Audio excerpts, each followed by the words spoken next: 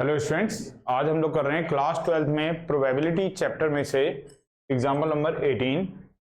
ये Bayes theorem का एक एग्जाम्पल है और काफी इंपॉर्टेंट एग्जाम्पल है। तो चलो इसको पढ़ते हैं एक बार। क्वेश्चन की लैंग्वेज कुछ ऐसी है कि suppose that a reliability of HIV test is specified as follows. और किसी HIV टेस्ट के बारे में, रिलायबिलिटी के बारे में बता रखा है कि हम उसके ऊपर कितना भरोसा कर सकते हैं। ऑफ पीपल हैविंग HIV, जिन लोगों को HIV होता है उसमें से 90% लोगों का डिटेक्ट हो जाएगी डिजीज, लेकिन 10% जो है वो अनडिटेक्टेड रहते हैं। ऐसे ही पीपल जो फ्री होंगे HIV से, उसमें 99% ऐसे होंगे जिनकी रिपोर्ट नेगेटिव होगी और 1% ऐसे होंगे जिनकी रिपोर्ट पॉजिटिव आ जाएगी। From a large population 0.1% have HIV, पूरी पॉपुलेशन में से 0.1% लोगों को HIV होता है। 1% is selected at random, given the HIV test and the pathologist reports him or her HIV positive. What is the probability that the person actually have HIV? तो देखिए कुछ इस तरीके की बात है कि हमने एक पर्सन चूज किया, मतलब कोई पर्सन होगा। अब उस पर्सन को कुछ सिम्टम्स आएंगे, कुछ उसे प्रॉब्लम होगी। जब उसको कुछ प्रॉब्लम होगी तो वो डॉक्टर के पास जाएगा। भाई हम लोग ऐसे ही डॉक्टर के पास नहीं चले जाते। अभी हम लोग हेल्दी हैं, हम नॉर्मल हैं, तो हम ऐसे तो जाएंगे नहीं कि भाई हमारा HIV टेस्ट कर लो या हमारा डेंगू का टेस्ट कर लो या हमारे मलेरिया का टेस्ट कर दो। ऐसे ही तो कोई जाता नहीं। अगर किसी को डेंगू का भी टेस्ट कराना है तो पहले उसको बुखार आएगा, 2-4 दिन तक बुखार रहेगा। जब उसको लगेगा यार बुखार ठीक नहीं हो रहा है, नॉर्मल मैंने मेडिसिन ले ली और उससे मेरा बुखार ठीक नहीं हो रहा है, अब उसे डाउट होगा कि कहीं ऐसा तो नहीं कि मुझे कोई मलेरिया या डेंगू या इस टाइप की कोई बीमारी है। तो उसके लिए फिर वो पैथोलॉजिस्ट के पास जाएगा। पैथोलॉजिस्ट उसका एक ब्लड टेस्ट करेगा। ब्लड टेस्ट में फिर वो उसको बताएगा भाई रिपोर्ट तुम्हारी डेंगू के लिए पॉजिटिव आ रही है, नहीं आ रही है, HIV के लिए पॉजिटिव आ रही है, नहीं आ रही है, जो भी बीमारी है उसके जिसका भी उसने टेस्ट कराएगा उसके बारे में बताएगा। तो उस तरीके की बात है। एक आदमी होगा, उसको कुछ दिक्कत आएगी, कुछ सिम्टम बनेंगे उसकी बॉडी में, फिर वो एक पैथोलॉजिस्ट के पास जाएगा। पैथोलॉजिस्ट के पास अपना एक ब्लड टेस्ट कराएगा, HIV के लिए टेस्ट करवाएगा और फिर पैथोलॉजिस्ट उसको रिपोर्ट देगा। तो क्वेश्चन की अगर हम फ्लो डायग्राम बनाएं कि किस तरीके से क्वेश्चन चलेगा, सबसे पहले एक आदमी होगा, पर्सन लिया, जैसे एक पर्सन है कोई, उसकी बॉडी में सिम्टम आए, कुछ सिम्टम आए तो अभी क्लियर नहीं है, या तो ऐसे HIV हो भी सकता है या उसे HIV नहीं भी हो सकता है। दो बातें उसके साथ हो सकती हैं, या तो उसको HIV है, हैव HIV, या फिर डू नॉट हैव HIV, या उसको HIV नहीं है। ये दो बातें उसके साथ हो सकती हैं। या जो भी थी, उसको सिम्टम तो आ ही रहे थे, तो उसने क्या करा, पैथोलॉजिस्ट के पास गया और एक ब्लड टेस्ट कराया। और जब उसने टेस्ट करवाया तो उसकी जो रिपोर्ट आ रही है वो रिपोर्ट उसकी पॉजिटिव आ गई।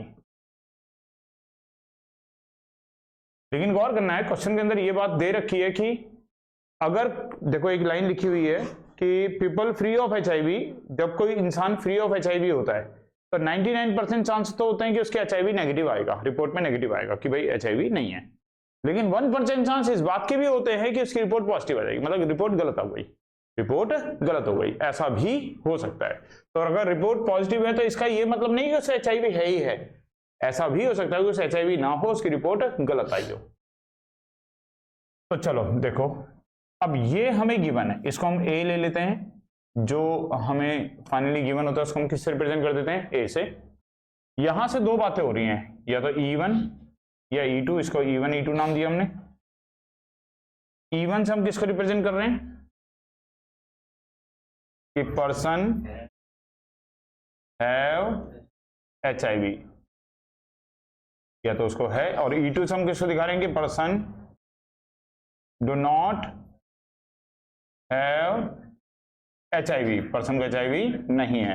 और A से हम किसको दिखा रहे हैं कि उसकी जो रिपोर्ट आ रही है वो रिपोर्ट कैसी है, रिपोर्ट इज पॉजिटिव। इसको हम किससे दिखा रहे हैं, A से। तो चलो एक एक करके बात करते हैं। पर्सन हैव HIV, किसी इंसान को HIV होगा, तो ये आपको इंफॉर्मेशन दे रखी है। पूरी पॉपुलेशन में से कितने लोगों को HIV होने के चांसेस हैं, पूरी पॉपुलेशन में कितने लोगों को HIV होने के चांस है, नहीं 99% तो उसकी रिपोर्ट पॉजिटिव आने के चांसेस हैं। पॉपुलेशन में से एचआईवी होने के जो चांसेस है वो 0.1% है। परसेंट का मतलब अपॉन 100, पॉइंट हटाएंगे तो नीचे कितना आ जाएगा 1000। अगर ये एचआईवी होने के चांसेस हैं तो किसी इंसान को एचआईवी नहीं होने के चांसेस कैसे निकलेंगे? 1 में से माइनस कर देंगे इसको तो कितना आएगा 999 अपॉन में 1000। ये किसी इंसान को एचआईवी नहीं होने के चांसेस है। आगे बात करते हैं। नीचे E1 लिख रहे हैं, ऊपर A लिख रहे हैं। रीड कैसे किया जाएगा ये कि अगर किसी को एचआईवी है, E1 का मतलब पर्सन हैव एचआईवी, तो रिपोर्ट पॉजिटिव आएगी, इस बात की प्रोबेबिलिटी। अब ये क्वेश्चन में फर्स्ट लाइन में आपको देखा of people having HIV 90% of the test detect the disease. 90% chance होता है कि डिटेक्ट हो जाती है डिजीज। जिन लोगों को एचआईवी है उनके केस में पॉजिटिव आने के चांसेस कितने हैं? 90% चांस है कि उनकी रिपोर्ट जो है वो पॉजिटिव आ जाएगी।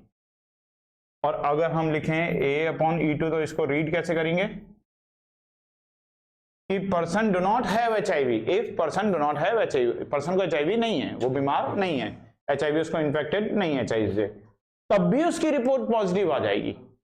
Report is positive. Person do not have HIV but report is positive, ये चीज है ये। तो ये हमें दे रखा है थर्ड लाइन में पीपल फ्री ऑफ एचआईवी। जो लोग फ्री ऑफ एचआईवी है 99% तो उनकी रिपोर्ट नेगेटिव आती है, लेकिन हमें नेगेटिव रिपोर्ट की बात नहीं करनी है, हमें किसकी बात करनी है? पॉजिटिव की। पॉजिटिव आने के चांसेस कितने हैं? 1%। पॉजिटिव आने के चांसेस कितने हैं? 1%। ऐसे दे रखा है। देखो यहां कैंसिल मत करना, ये 0 से 0 आपको लग रहा होगा कैंसिल हो जाएगा, पर कैंसिल मत करना। अगर डिनोमिनेटर सेम रहते हैं, 1000 यहां पर, 1000 यहां पर, 100 यहां पर, 100 यहां पर, तो अगर डिनोमिनेटर इनके सेम है, इन दोनों के डिनोमिनेटर सेम होने चाहिए, इन दोनों के डिनोमिनेटर सेम होने चाहिए, तो कैलकुलेशन आसान पड़ती है। अगर आप 0 कैंसिल कर दोगे तो फिर आपको आगे चल के एलसीएम वगैरह लेना पड़ेगा, वहां आप कहीं ना कहीं गलती कर दोगे। तो डिनोमिनेटर को सेम रखो। तो चलो अब शुरू करते हैं अपना क्वेश्चन। ये हमारा फ्लो डायग्राम तो बन गया। सबसे पहले हम प्रोबेबिलिटी ऑफ ए निकालेंगे। तो प्रोबेबिलिटी ऑफ ए के मतलब क्या हुआ कि रिपोर्ट के पॉजिटिव आने के चांसेस। तो रिपोर्ट पॉजिटिव कैसे कैसे आ सकता है?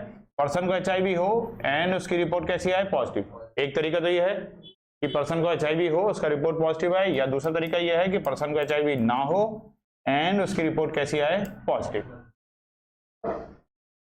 तो इसको हम कैसे लिखते हैं? E1 multiply probability of A upon E1।